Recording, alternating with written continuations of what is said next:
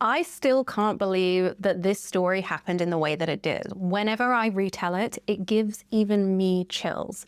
So I want to tell you guys the story of how I manifested the exact house on my vision board in the most serendipitous way, because so many people told me that I was being delusional. People even started getting frustrated with me that I wasn't giving up on hope. People told me this was not possible, but it ended up happening. So I want this to serve as your reminder that no matter how delusional someone tells you that you are being, no matter how crazy people think your ideas are, or even how frustrated people get with you because you just don't give up, this is your sign that it doesn't matter.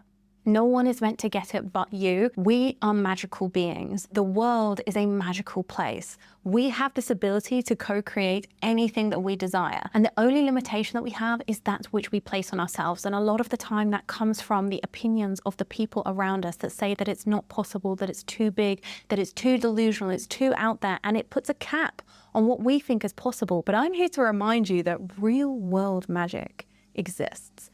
Let this story be a demonstration of that. So this story starts about 3.5 years ago when we were living in Sydney. So at the time I was living in a beautiful 3-bedroom apartment that overlooked the ocean. This in itself was an entirely different manifestation story. I literally upgraded our entire life in the space of like 2 months because my net worth just suddenly blew up overnight. And we went from living in a tiny 2-bedroom apartment where you couldn't even open and close the windows. We didn't have an oven. We had like a microwave. We only had 2 hobs. And once we actually accidentally set the kitchen on fire because everything was just too small and like compact. We didn't have a dishwasher. It was so small. In the space of like 2 months, I moved us into this huge new build that like overlooked the ocean. It was absolutely incredible. And we had the best couple of years there, but the prices in Sydney were going up. They were becoming extortionate. And so every single year our rent would go up, and it wouldn't just go up a little bit. It went up like a lot. So when they told us what the price was for year 3, we were basically paying a mortgage, and I was like, this just isn't sustainable anymore. Like, we're just eating into money here. Like, this was not the amount that we initially started paying. This is just way too much.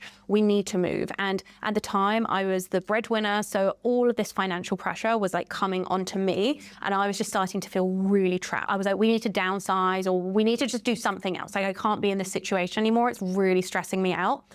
So I started becoming almost like a little bit desperate, where I just needed to move. But the rental market, basically everywhere in Australia, there is a housing shortage problem here. So there is so much demand for everywhere. So we basically just decided Sydney was not going to be the place, because there was like 40 couples that were lined up outside of every single rental in Sydney, and I'm not a competitive person, so I was like, that's just not my vibe. I don't want to do that anymore. And as someone that was also self-employed, I didn't have a full-time job anymore, we were never going to be like the top of the pile unless if there was an incredible serendipitous moment. But also I felt like I'd run my course with Sydney. I just never really clicked with the place, so we started looking interstate, and I really wanted to move to Queensland. It is the Sunshine State, and Sydney, although it's sunnier than the UK, it went through La Nina. Like, there was basically 3 years of just rain, solid rain, like basically since I'd arrived. It had been really bad weather. So I wanted to move to the part of Australia where there was actually sun all the time.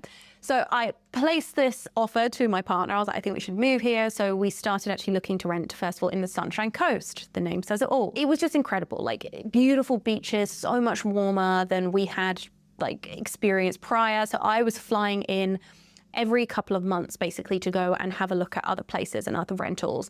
And so we started putting in these offers for these different properties. And for every single one, I placed in the highest offer. I offered to pay 6 months upfront. Every single rental agent basically said that we had the best offer. So I felt like I was in a really, really good place. But gradually over time, every single one wasn't working out. And there was this period of time where I was basically flying over to America because I was going to this mastermind for like business growth.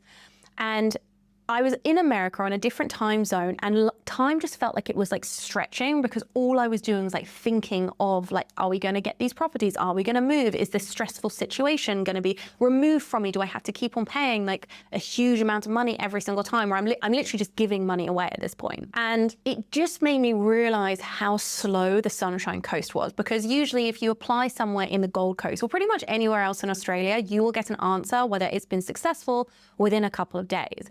It was spanning like 2 to 3 weeks that we wouldn't hear whether we'd got a rental.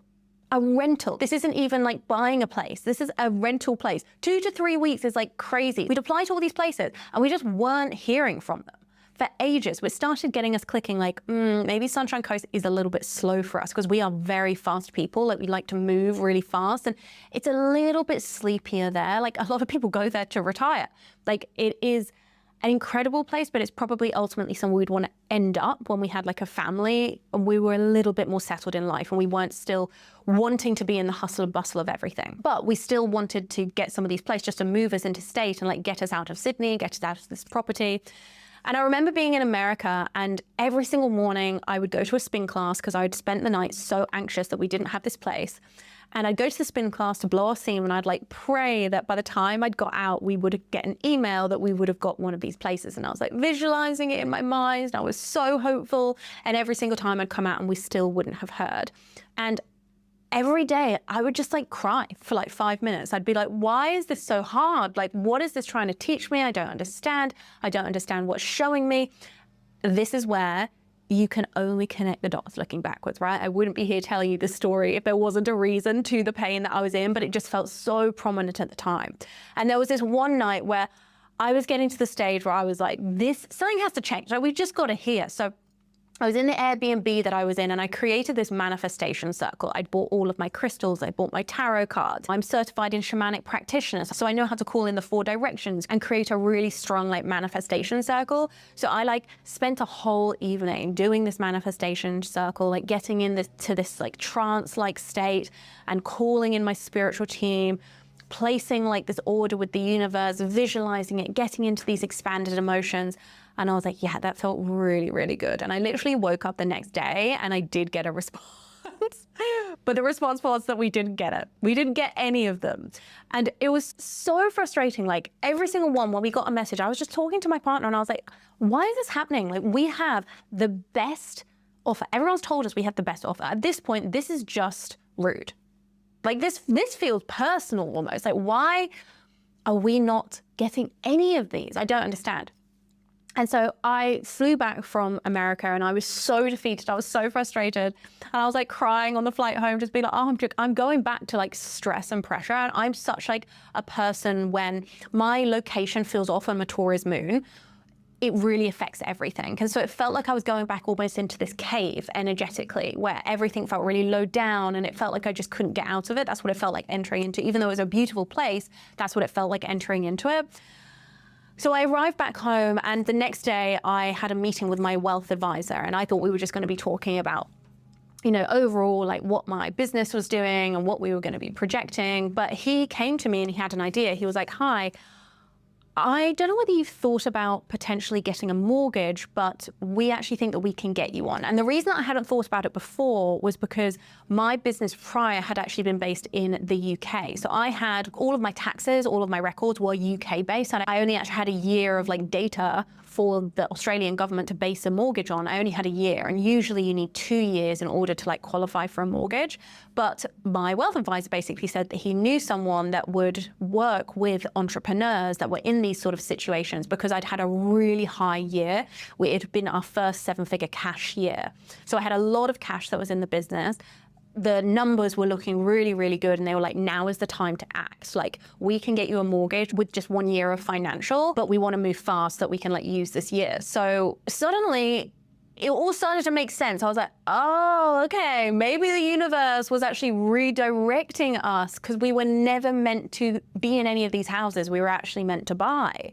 That makes so much sense, right? Because often what the universe will do, it will redirect us to something that is better for us, but often the redirection feels very painful. We lose out on the things that we think that we want because we don't have access to the bigger plan that the universe has. And so the phrase that I always come back to is it's this or something better. And so it was either going to be one of those or it was going to be something better. So I always trusted that, but in that moment I was like, okay, this just solidifies it. There is a greater plan that's going on that I don't have any awareness of right now. So we started looking for places to buy. And I remember finding this one place and it was a beautiful place that had like an outhouse out the back, which was like perfect for doing a studio in. And I found it, but it was a little bit above our budget. And so we were like, okay, we can't go for that. Because I loved it so much, I basically put it on my vision board. I was like, this is where I want to live. This is going to be the place. It's going to be this or something better. A couple of weeks later, we actually came into a bit more money and we decided to basically stretch. So we now could afford that place. So we actually went to view the place. And as soon as we walked into the doors, I was like, this is my home.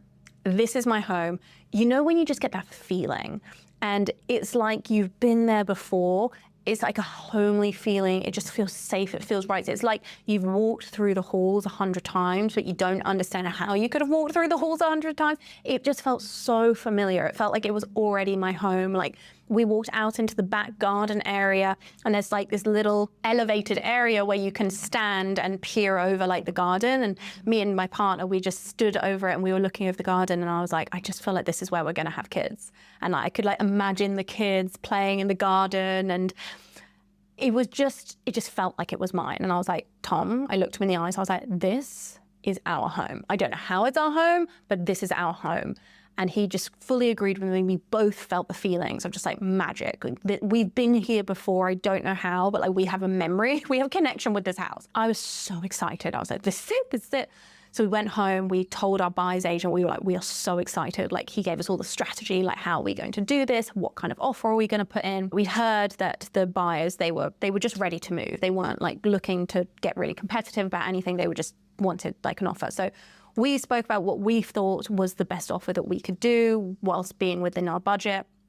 And so we put in our top offer and we just like prayed. We were like, this is it, this is it, this is it. And we got a phone call the next day that we did not get the property. I was heartbroken and I was so confused. One thing that I should also mention is when we got redirected from like trying to rent to trying to buy, I created a manifestation list. And on that manifestation list, I put things like, you know, can walk to the beach, has a pool, has like an area that I can have my studio, like all of the things that this house had. But there were two other caveats that I put on there, which was I want this to go through really quickly. So I don't want there to be a really long waiting period. Like sometimes in the UK when I saw people buy, or when I bought the first house that I owned in the UK with an ex-partner, it took like almost a year. Like it just took so long. And I was like, I don't want that again. I wanted to move really, really quickly. And the second caveat I gave was that there was no competition. Now with this property, there wouldn't be closing for like several months and there was a lot of competition. This was the house that everyone wanted. There was about 10, 15 other couples just when we were viewing the house. So there was a lot of competition. So it didn't tick those boxes. Despite that, I was so heartbroken because I had fully moved in my mind. You know how you do, like you find a house and you're just like, oh my God, this is my place. You like fully move in. You imagine your whole life. Like I imagined filming in the outhouse. Like I imagined creating my own sets. I imagined being able to go into the pool, having kids here. Like I'd fully moved in. So I was so heartbroken. And this is where you can be heartbroken while still having certainty. You can experience grief. You can be sad while still experience certainty that it's this or something better. And so I allowed myself to feel those feelings. Just because you feel low it's not going to impact your manifestation. The story is going to be evidence of that. But I allowed myself to feel everything. But I still kept it on my vision board. I kept the photo of this property on my vision board. I just said to my partner, I was like, you know, it's just going to be this or something better. And so every single day I would literally lock eyes with the property and I'd be like, I don't know how I'm going to get you back. Like, I know that you're gone. I know that you've gone to someone else. It's already signed. It's already like, there's no way that this can change. Because I went back to the buyer's agent. I was just like, is there nothing we can do? And he was just like, no, it's gone. Like, they don't want any back and forth. It's just, they've got the offer that they wanted and they're moving forward. So I just had to move on. And during that period, I just kept on coming back to certainty. It's this or something better. And I was doing my nervous system regulation. I was doing all of the INAWE practices that are within the INAWE app. And I was just so consistent with it.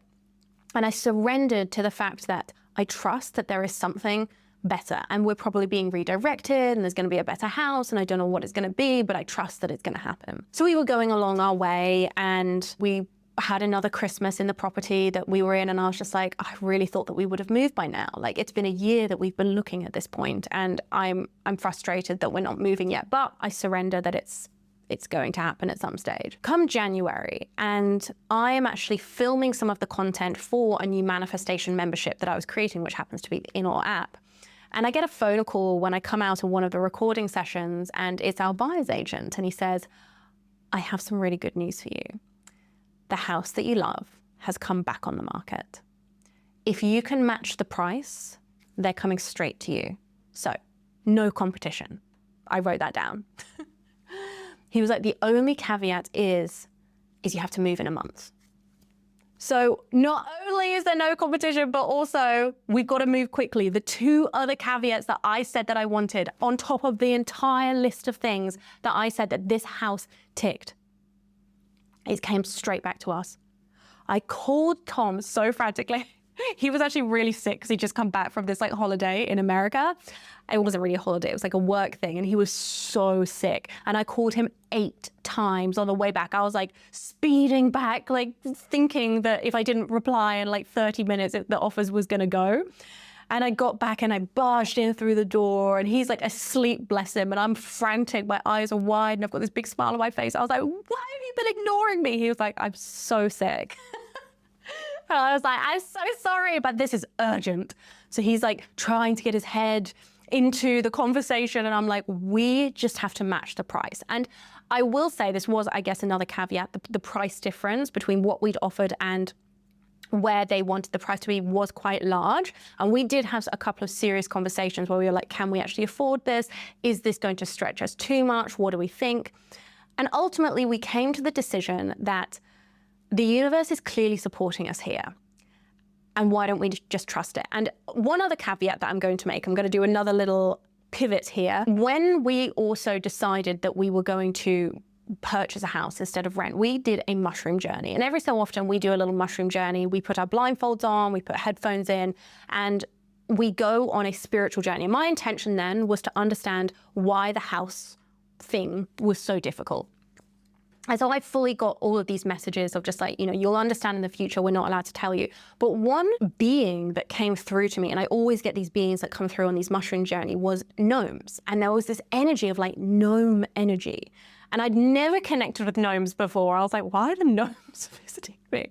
They were like these really short, like just really beautiful, homely, caring like creatures, and there were so many of them. There were like 50 of them, and they were like surrounding me, and I was like, oh, what are you supporting me with? And they were like, we're going to help you find a house. We're orchestrating something in the background that is going to blow even your mind. It's going to be an incredible story to tell. So not only was I like doing my manifestation practices every single day, I was also praying to the gnomes, and I was like thanking the gnomes. And what's really interesting, because I researched it afterwards, is gnomes actually support people with a shamanic background to find a place to live.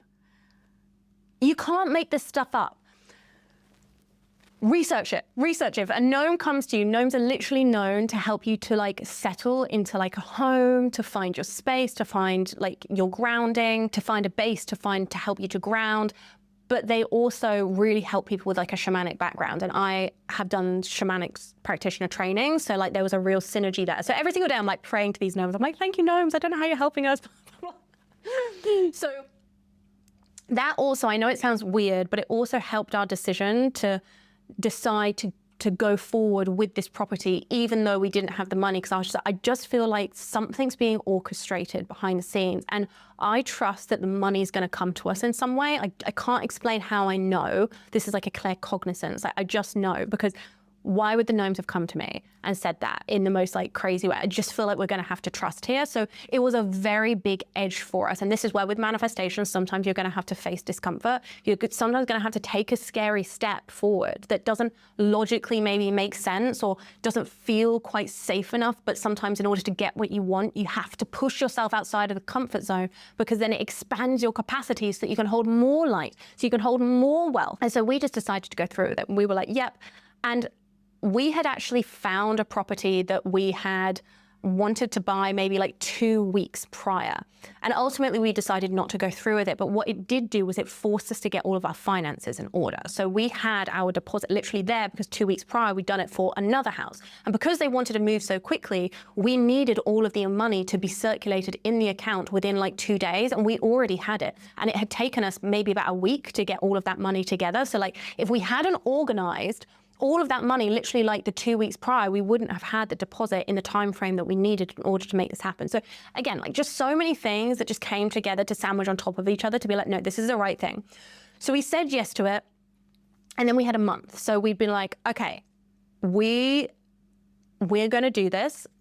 we're going to go through with it, but the exchange date was going to be the 24th of February. And so this was probably about like the 16th of January. So we had about like 10 days where we were just organizing the contracts and everything and making sure that everything was going to go ahead. And on the 24th of January, we were flying to New Zealand to see Tom's family. And we were sat on row 24 of the plane. It was in the year 2024. So it was something about 24 here.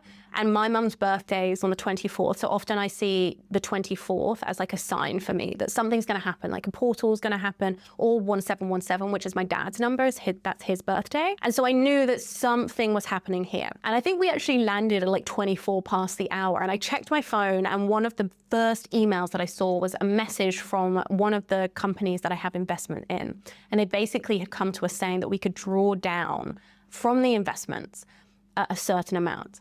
And almost the exact amount that we could draw down after tax was the difference between what we had offered and the new price that we had to create.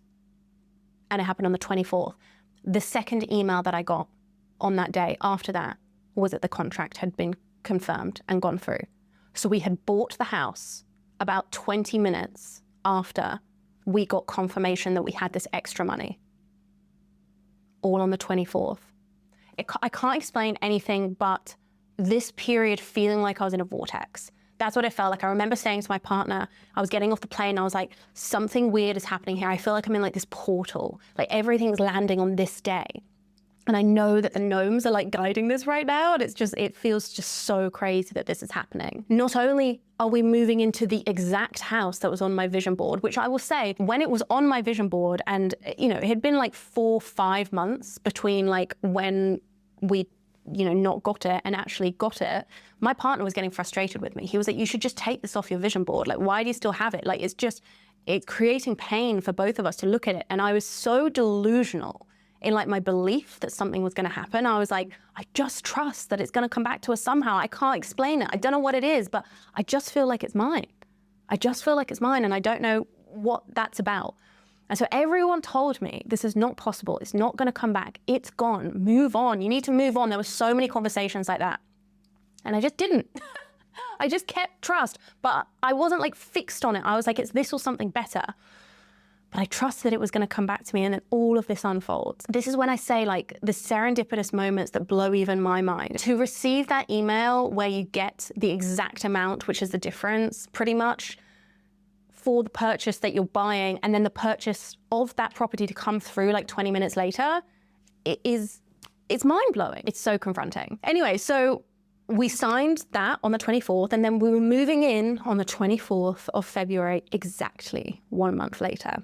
Now, what happened within that 1 month was really difficult, actually, because I actually got really sick. And they will often say that before a big manifestation comes, you will often be given an opportunity to purge something, to let something go. So before I got married, I recently just told the story of the incredible 2-week whirlwind that I had over when I got married and all of the miracles that manifested, how I set myself up for that. You can go and watch that after this video. But before that, I was given like this opportunity to really purge a lot of anxiety. And it was really, really difficult.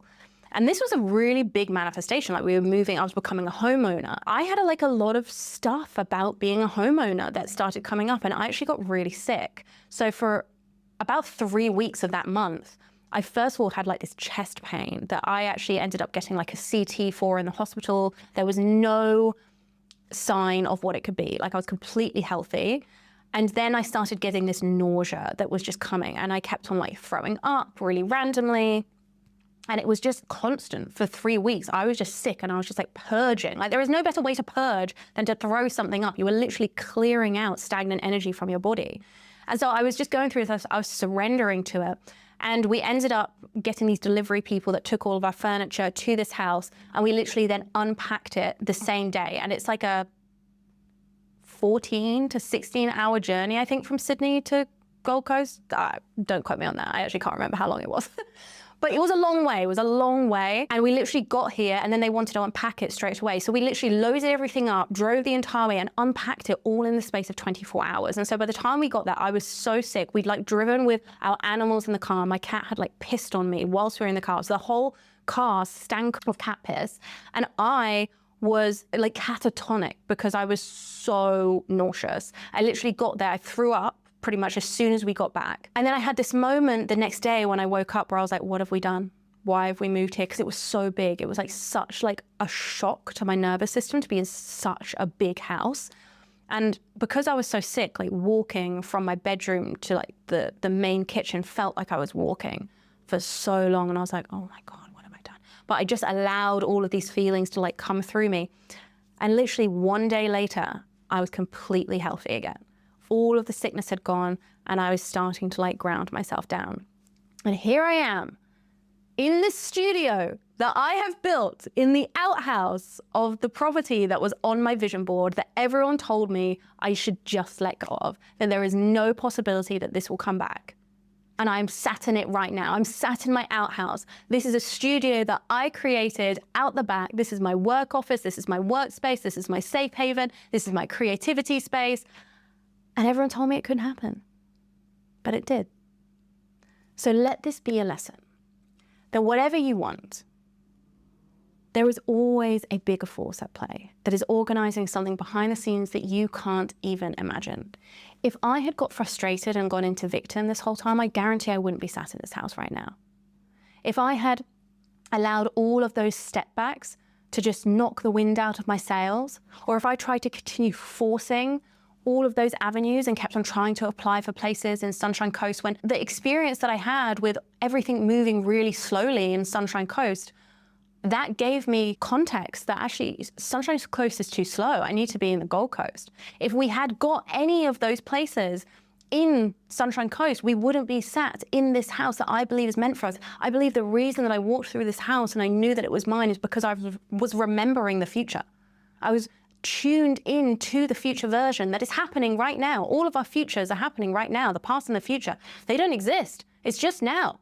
But as everything's happening simultaneously, I believe that I was tuned into it. I was tuned into the future version of myself, and I was remembering walking through these corridors, through the different parts of the house, and I remembered it because I'd already lived it. That's what I believe. And so you always want to trust that feeling. And so if anyone tells you that you're delusional, that it's too big, that it's too much, send them this video. Show them what's possible. This is real world magic. And there's a real world science behind how all of this is happening now. You can look at the rest of my channel to understand what that is. Basically plasma and consciousness coinciding together to basically create miracles. But always remember that there is something magical waiting for you. And I believe that you are far closer than you think. If you enjoyed this episode, please make sure that you give this a thumbs up and subscribe to my channel so that you can be notified when there are more videos coming. It means the absolute world to me. I'm so grateful to be doing this work. I'm so grateful that so many new people are joining this channel. I know that this channel is small right now, but it really means the world. Every single person that comments and shows up, I'm just so grateful. So I'll see you guys in the next video. Bye guys.